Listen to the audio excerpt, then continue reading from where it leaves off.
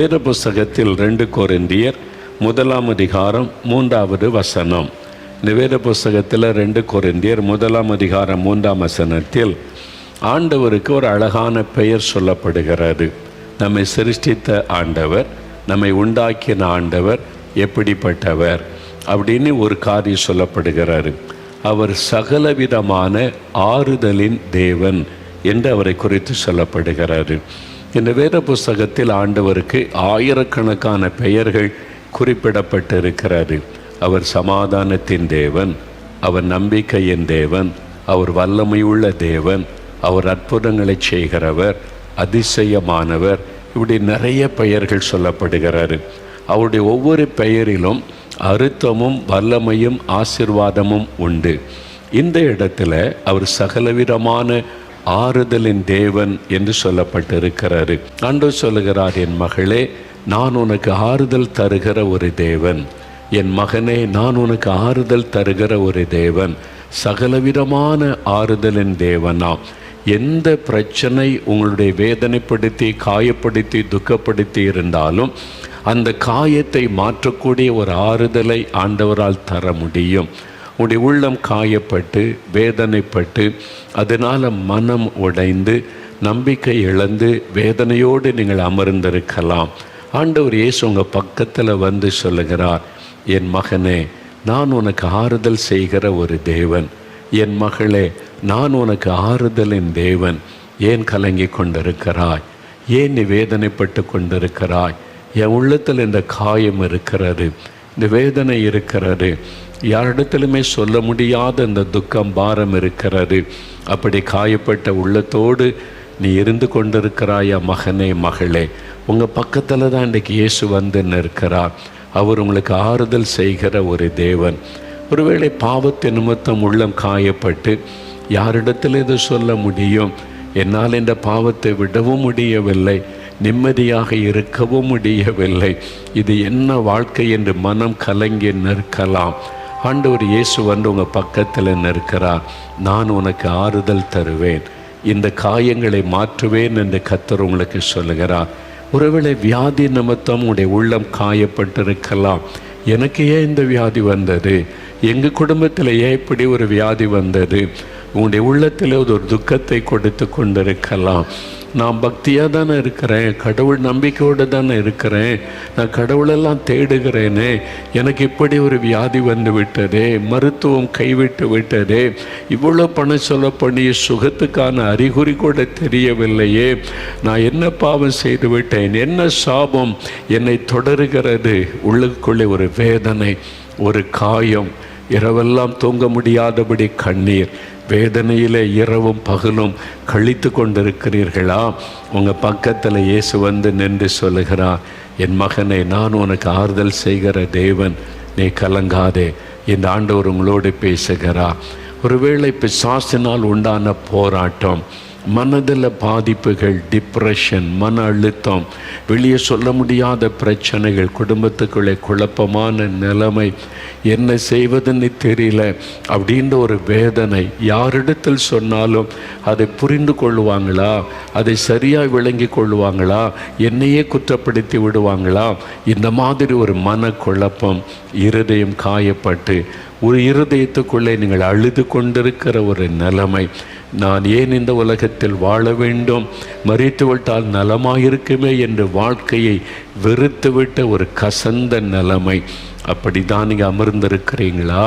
இயேசு உங்கள் பக்கத்தில் வந்து சொல்லுகிறார், என் மகனே, நான் உன்னை புரிந்து கொள்ளுகிற தேவன், நான் உன்னை அறிந்திருக்கிற தேவன், நான் உனக்கு ஆறுதல் தருகிற தேவன். நான் என்று ஆண்டவர் உங்களோடு பேசுகிறார்.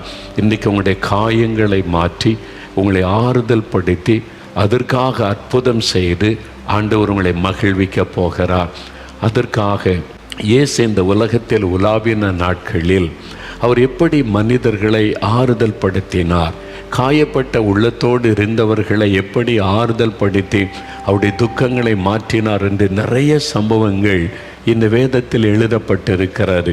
இயேசு இந்த உலகத்தில் மனிதனாய் உலாவின அந்த நாட்களில் பரிசுத்த லூக்கா எழுதின சுவிசேஷம் 7ஆம் அதிகாரத்தில் 11ஆம் வசனத்திலிருந்து நீங்கள் வாசித்தால், இயேசு கிறிஸ்து நாயின் என்று சொல்லப்பட்ட ஊருக்கு வருகிறார். இயேசு கிராமங்கள் தோறும் பட்டணங்கள் தோறும் மக்களை தேடி சென்று அற்புதம் செய்து அவருடைய துக்கங்களை மாற்றினார். சுவிசேஷத்தை பிரசங்கித்து கொண்டு வந்தார். நாயின் என்று சொல்லப்பட்ட ஊருக்கு போனார். இப்பவும் அந்த ஊர் இருக்கிறாரு. 2000 வருஷம் கடந்த பிறகும் அதே பெயரில் அதே ஊர் இப்பவும் இருக்கிறாரு. நான் அந்த ஊருக்கு போய் பார்த்துருக்கிறேன். அந்த இடத்துல ஒரு ஆலயம் கட்டி இருக்கிறாங்க. இயேசு அற்புதம் செய்த இடத்துல. நாயின் என்று சொல்லப்பட்ட அந்த ஊரில் ஒரு விதவை. அந்த விதவை தாய்க்கு ஒரே ஒரு மகன். இப்போ கணவர் இறந்துட்டார். ஒரே பையன். அந்த பையனை வளர்த்து கொண்டு வந்தார்கள். வாலிபன் ஆகிவிட்டான். அந்த மகன்தான் அந்த விதவை தாய்க்கு எல்லாமே. அந்த மகனோடு தான் அவருடைய வாழ்க்கை. என் மகனுக்கு ஒரு நல்ல வாழ்க்கை அமையணும், அவன் என்னை கவனித்து கொள்வான் என்று அந்த வாலிப மகனோடு சந்தோஷமாய் வாழ்ந்தபோது திடீரென்று என்ன நேர்ந்ததோ, ஒரு வியாதி தாக்கி இருக்கலாம். ஒரு வியாதி பிரச்சனை வந்து அந்த மகன் மரித்து போய்விட்டான். அந்த வாலிபனுடைய மரணம் அந்த தாயினுடைய உள்ளத்தை மிகவும் பாதித்தது. ஒரே மகன், ஆதரவாயிருந்த மகன், ஆறுதலாயிருந்த மகன் மரித்து விட்டான். இனிமேல் அந்த தாயினுடைய எதிர்காலமே சூனியமாகிவிட்டது. இனி யார் இருக்கிறாங்க எனக்கு? இந்த வீட்டில் நான் தனியாக இருக்கணும். என் ஒரே மகனை வாலிப வயசில் பறி கொடுத்து விட்டேன். இனிமேல் எனக்கு யார் இருக்கிறார்கள்? மனம் உடைந்து போனது. இழப்பினால் உண்டான ஒரு பாதிப்பு, இழப்பின் நிமித்தம் உண்டான ஒரு காயம், ஆறுதலே படுத்திருக்கவே முடியாது. அழுது கொண்டு வேதனையோடு இருக்கிறார்கள். எவ்வளோ நேரம் பிணத்தை நீ வீட்டில் வைத்திருக்க முடியும்? அடக்கத்திற்காக அவனுடைய மகனை பாடையிலே கொண்டு போகிறார்கள்.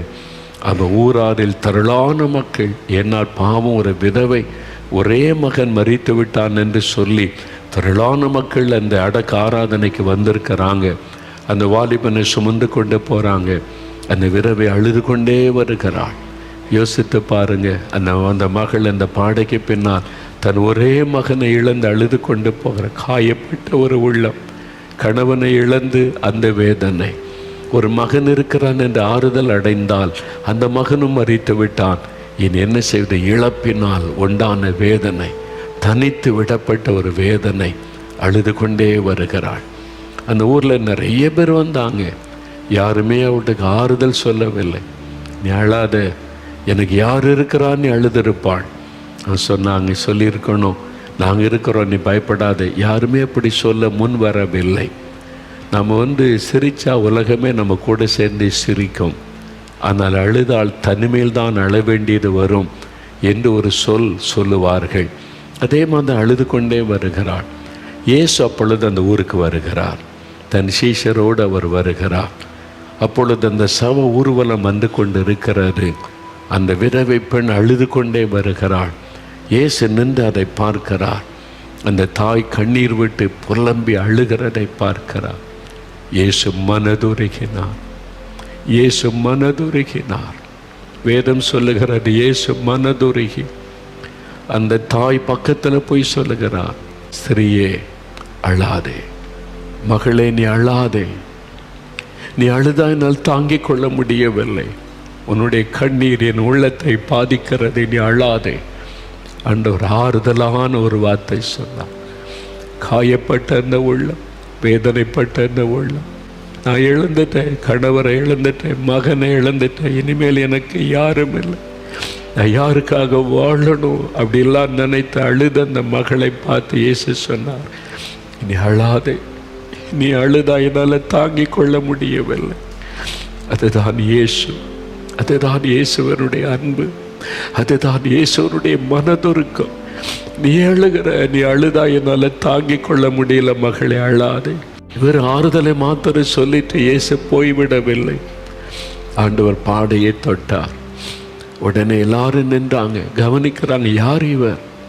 ஒரு தீர்க்கதரிசி மாதிரி வந்திருக்கிறாரே, கடவுள் மாதிரி வந்திருக்கிறாரே, யார் இவர்? ஆண்டவர் அந்த வாலிபனை கையை பிடித்து எழுந்திரு என்று சொன்னார். வாலிபனை எழுந்திரு.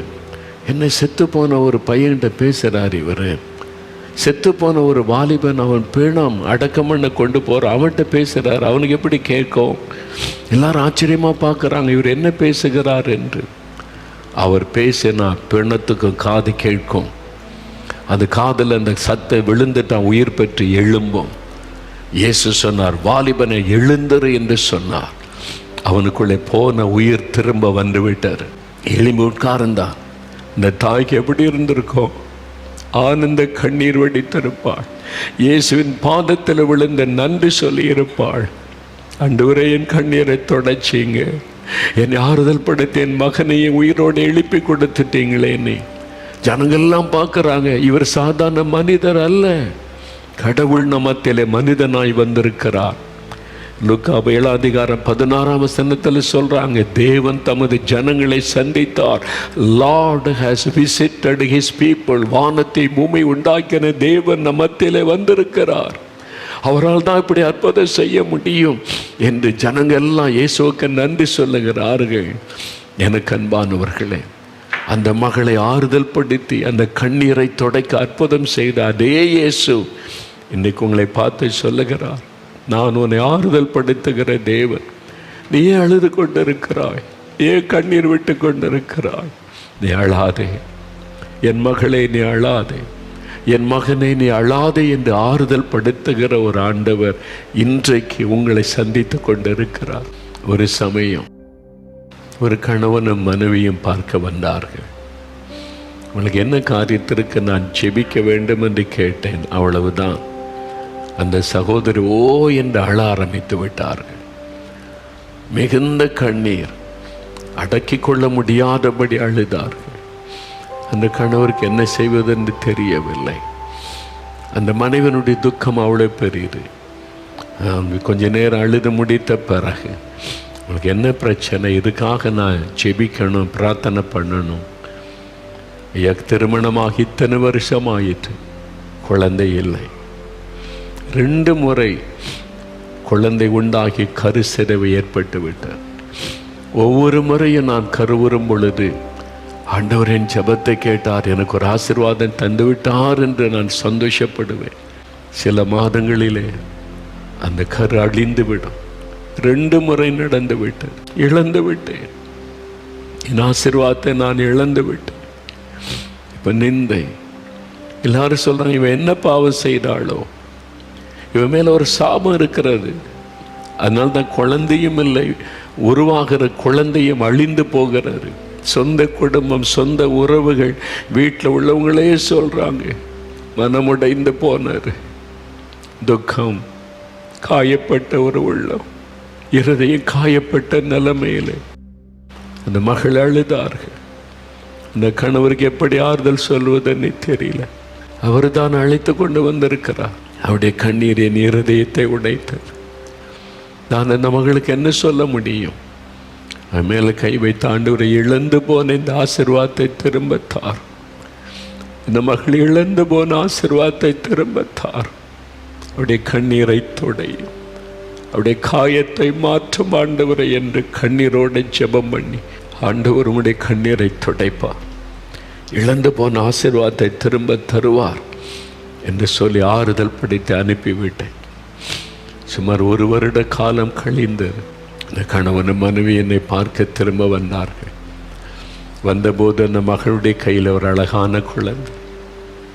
அந்த குழந்தையோடு வந்து சொன்னாங்க, இதே இடத்தில் வந்து நான் அழுதேன், நான் கண்ணீர் விட்டேன், என் நிந்தை மாறணுமே, நான் இழந்து போயிட்டேன் ஆசீர்வாதத்தை, வேதனையோடு வந்து அழுதேன்.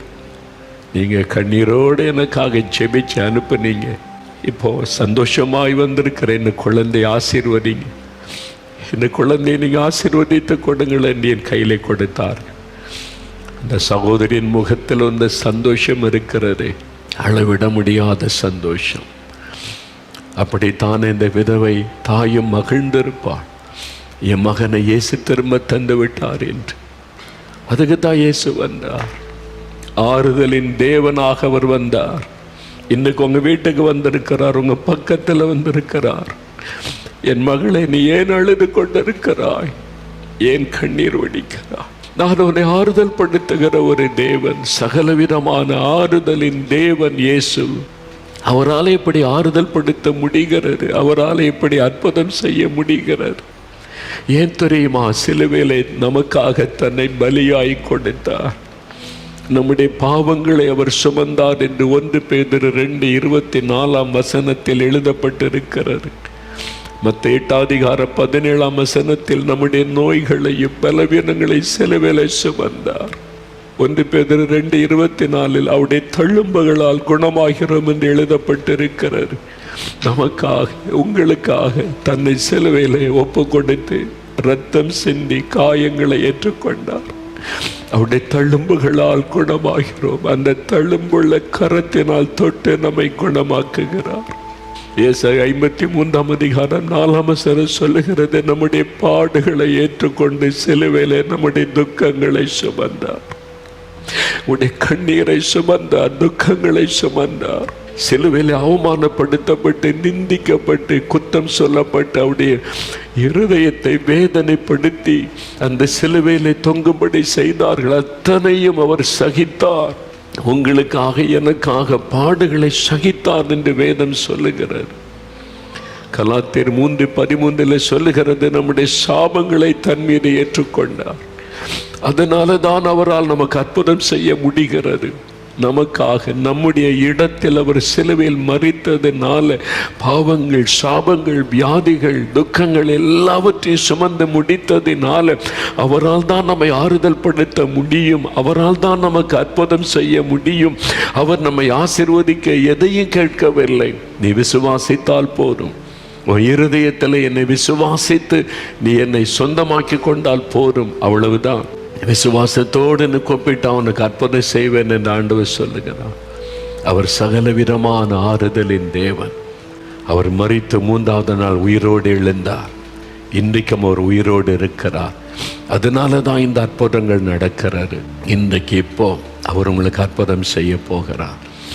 உங்களை ஆறுதல் படுத்தும்படி அற்புதம் செய்ய போகிறார். பிரியமானவர்களே, இயேசு ஆறுதலின் தேவன்.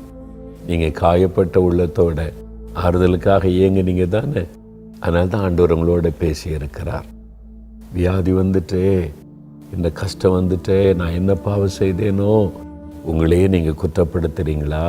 நான் என்ன பாவம் செய்தேனோ, எனக்கு இப்படி ஆகிப்போச்சு அவ்வளோதானா அப்படின்னு நினைக்கிறீங்களா? ஆண்டவர் சொல்றாரு, மகனே மகளே, உன் பாவம் மன்னிக்கப்பட்டாரு, உன் வேதனை நீங்க சுகமாயிரு, நீ அழாதே என்று ஆறுதல் படுத்துகிற தேவன். அவர் உங்களை குற்றப்படுத்த மாட்டார். நீ ஏற்கனவே காயப்பட்டிருக்கிறீங்க. ஆனால் ஆண்டவர் அந்த காயங்களை மாற்றுகிறவர், ஆறுதலான வார்த்தை சொல்லுகிறவர். அவருடைய ஆறுதல் உங்களுக்கு வேணுமா? இயேசு ஆறுதலின் தேவன். என் உள்ளத்தில் வாங்கப்பா, எங்கள் குடும்பத்தில் வாங்க, எங்களுடைய காரியத்தை மாற்றி எங்களுக்கு ஆறுதல் செய்யுங்க அப்படி கூப்பிடுங்களேன். அவர் உதவி செய்வார். நீங்கள் அவரை தேடி வேறு எங்கே போகண்டாம், பணம்லாம் செலவு பண்ண வேண்டாம். இப்போவே இங்கேயே இயேசுவே நீங்கள் ஆறுதலின் தேவன்னு சொல்கிறாங்க, என் வாழ்க்கையில் ஆறுதல் தாங்க, இந்த வியாதியை குணமாக்கிருங்க, என் குடும்ப கஷ்டத்தை மாற்றுங்க, எங்களுக்கு ஒரு ஆறுதலுக்காக இந்த அற்புதத்தை செய்யுங்கன்னு கேளுங்க. ஆண்டவர் செஞ்சிருவார். நான் விசுவாசிக்கிறேன். உங்கள் கூட சேர்ந்த நான் ஜெபம் பண்ணட்டுமா? அப்படியே முடிஞ்சால் முழங்கால் போடுங்க, அல்லது அப்படியே கை கூப்பி கண்ணை மூடி இயேசுவை கண் முன்னால் நிறுத்தி, நீங்கள் எனக்கு ஆறுதல் கொடுக்க சிலுவையில் உங்களையே பலியாக கொடுத்தீங்களப்பா, எனக்கு அற்புதம் செய்யுங்கன்னு கேளுங்க. தகப்பனே, இதோ இந்த பிள்ளைகள், இயேசுவே எனக்கு ஒரு ஆறுதல் வேணும், இந்த வியாதி சுகமாகணும், கஷ்டங்கள் நீங்கணும், கண்ணீர் துடைக்கப்படணும், மனவேதனையோட பாதிக்கப்பட்ட உள்ளத்தோடு செபிக்கிறாங்க.